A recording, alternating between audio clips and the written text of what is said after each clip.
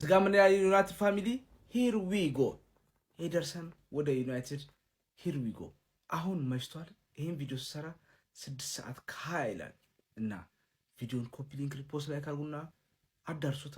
ይሄን ዜና ጀምረነዋል ብለን ከአትላንታ የ26 ዓመቱን ኤደርሰን ማንቸስተር ዩናይትድ ተስማምቷል ለማስፈረም። ፋሚሊ ይሄ ብቻ በቂ አይደለም።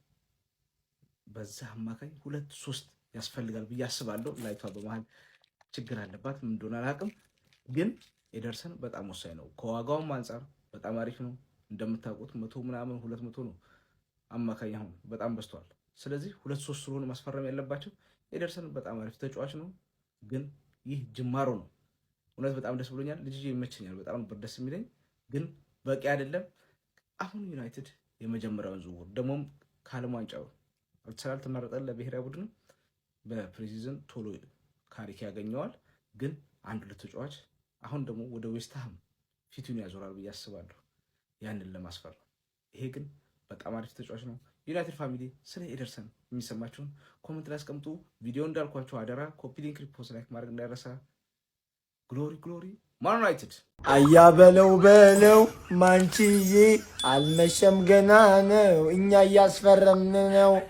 ቪዲዮን ኮፒ ሊንክ አለ ከምሽቱ 6 ሰዓት ከምናምን ነው በተኛበት ኮፒ ሊንክ አድርጉ። ኤደርሰን ቱ ማንቸስተር ዩናይትድ ፌስታልን ይዘህና ከፈት የመጀመሪያ ፍራሚያችን ቀጫሽ ብላለች። 40.5 እና 4.5 አዶን ሳለት 45 ትፈጃለች ተብሏል። እኛ ምን አገባን? ከኪሳችን ነው እንዴ? ምን አገባን? ማንቺ ነው የሚያስፈርመው። አባቴ አንተ ዝም ብለህ መደሰት ነው። ገና ነው ማንቺ። ቀጣይ ማን ይፈርም ንገረኝ አባቴ። የፈጠነ ይመችህ አራድዬ ልጅ። ኤደርሰን ቱ ማንቸስተር ዩናይትድ ሂር ዊ ጎ። የመጀመሪያ ፈራሚያችን ተረጋግጧል። እመኑኝ 3 ሚድፊልደር እናመጣለን ማለት ነው እና ሁሉም ባለ 100 ሚሊዮን እንደማይሆኑ ደግሞ ኤክስፔክት ስለሚደረግ ጥሩ ዝውውር ነው ያገኘነው። እኔ ይህም ተጫዋች ፍሌክሰብል ነው፣ አትሌት ነው፣ ኢነርጄቲክ ነው። የሚጎሉትን ነገሮች ግን በካሪክ ፍልስፍና ይቃኙና ይስተካከላሉ ብዬ አስባለሁ። ቢያንስ 3 ሰው እናገኛለን። ለሁሉም ውድድር ይሆነናል። ይመቻሉ። ራን መቼም ማንቸስተራውያን ንጉሳውያን ማንም አልቀደመኝም። እስቲ ኮፒ ሊንክ ይረገጥ። 10,000 ኮፒ ሊንክ እናድርገው ማለት ነው። ዓለም ዋንጫ ጀምሮ ነው ወይስ ሃንግ ነው? በሌሊት 6 ሰዓት ኤደርሰንን ከአትላንታ በ45 ሚሊዮን ሂር ዊ ጎ ተብሏል ማለት ነው። እንግዲህ ለ4 ዓመት ኮንትራት አስፈርመነዋል። እንግዲህ ይሄንን ዝውውር ከ4 ሳምንት በፊት ፊክስ እንዳደረግነው እንግዲህ ፋብሪዚዮ ሮማኖ እንግዲህ ዘግቦታል ማለት ነው።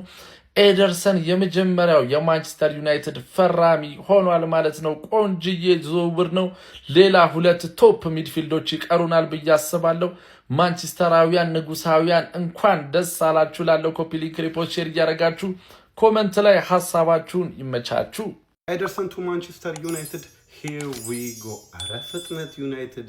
ማንቸስተር ዩናይትዶች እንግዲህ ለረጅም ጊዜ ሲፈልጉት የነበረውን የአትላንታውን ሚድፊልደር ኤደርሰንን በ45 ሚሊዮን ዩሮ አስፈርመዋል። ሂር ዊ ጎም ተብሏል። የዚህ ተጫዋች ሌላኛው ፈላጊ ሊቨርፑል ነበረ።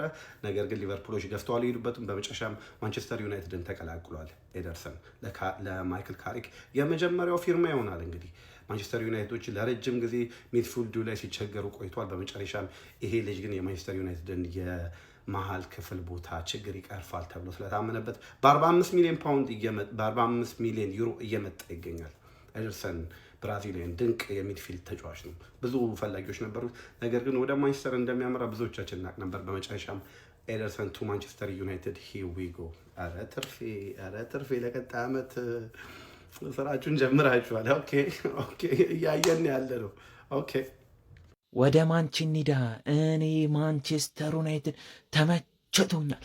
እናቴ ተሞት ምን ብዬክ ነበር ማለት ነው። ኤደርሰን፣ ሆሴ ዶ ሳንቶስ፣ ሎሬንኮ ዳሲልቫ ወደ ታላቁና ወደ ገናናው ክለብ ማንቸስተር ዩናይትድ ሂር ዊ ጎ አራዳለች። ለ4 ዓመት ኮንትራት ፈርሟል። በ45 ሚሊዮን ዩሮ ማለት ነው። ያራዳል በ45 ሚሊዮን ዩሮ 1 ዓመት ተጨማሪ ኮንትራትን ማራዘም ይችላል።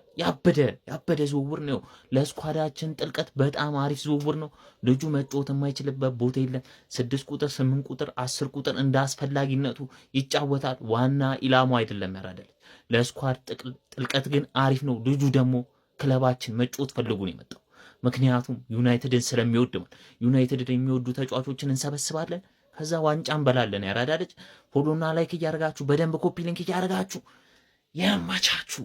ኤደርሰን ሂር ዊ ጎ የካሪክ የመጀመሪያው ፈራሚ እንዲሁም የማንቸስተር የቀጣይ ዓመቱ የመጀመሪያው የመሃል ሜዳ ፈራሚ ሆኗል። ፋብሪዚዮም ሂር ዊ ጎ ብሎታል። እንኳን ደስ አላችሁ የማንቸስተር ቤተሰቦች።